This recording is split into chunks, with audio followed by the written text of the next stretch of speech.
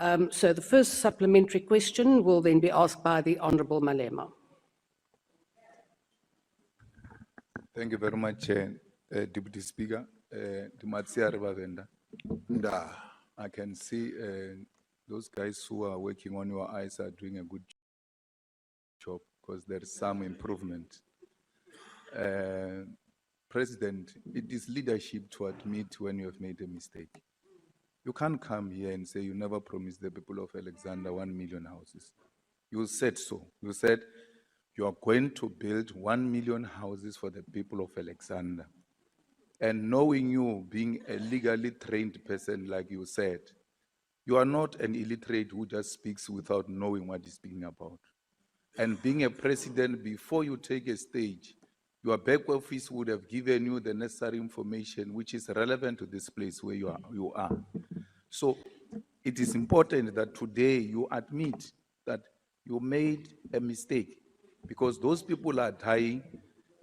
Some of them stayed at Stradler, and as a result, that land is not for human settlement. And when you created that impression, a lot of expectation was made.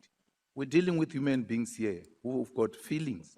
And when a president speaks, they've got their expectation, high because they know it's not a lesser authority speaking. Our fighter was killed, Moshe Mphatlele, in Alexander, fighting for people to occupy the containers, rightful people to occupy the containers. Because of that daily struggle of housing in Alex, now we've lost our honorary commissar during the battle for occupation of these containers. In his honor, and in the honor of the poorest, people who are sleeping with the rats, people who are staying in places where there is no proper sanitation and water, in their honor, I think it is a correct thing to say, I'm sorry, I've made a miscalculation, and I said 1 million houses instead of 40,000 houses. Because to say you have not said it, you are now becoming a professional politician who can just say this today and turn against it tomorrow, and it's business as usual. So, Honourable with Malema, little you have resource to left, conclude. with the little numbers that you have now, maybe this will help you to regain some confidence in Alexander. Thank you. The Honourable the President.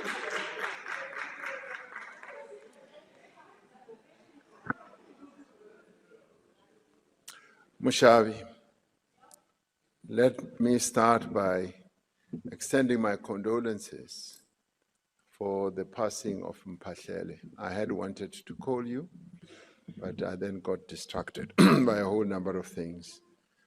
I felt very sad when that incident happened because Mphatlele was an important leader in your party. So my condolences. In addressing precisely the point that you are making, we took care to go back to that recording and listened to it. And had a number of people in my office listening to it and interpreting it because ke boletse ka Sepedi, ka bolela, and to the extent, Honorable Malema, that it created this impression that I said 1 million houses for Alexander, which objectively would not be possible anyway, because we just don't have the land there to build the 1 million houses.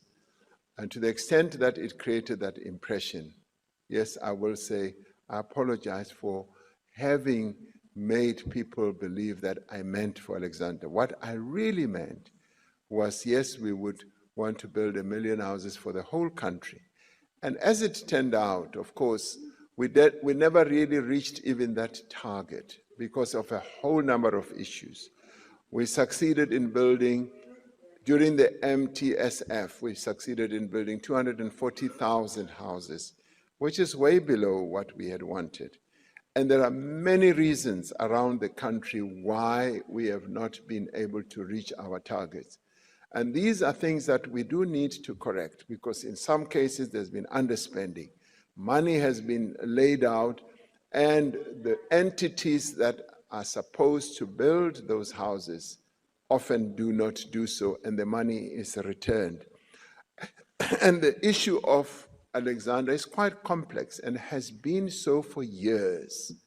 And we've had a number of initiatives that were put in place, but I do believe that Honorable Malema, with some of the initiatives that I've spoken about, we will be able to make progress.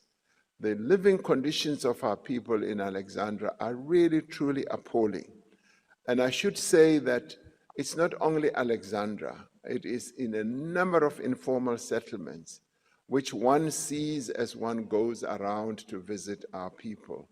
And you can see that they live with rats, they live where there are no facilities, and this imposes a huge responsibility on us as government to improve the living conditions of our people.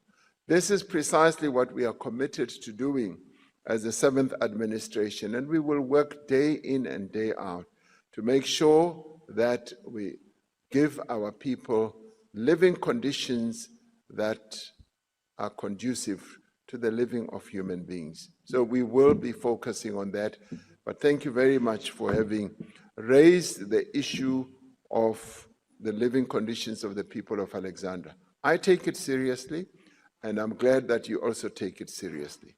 Thank you very much indeed.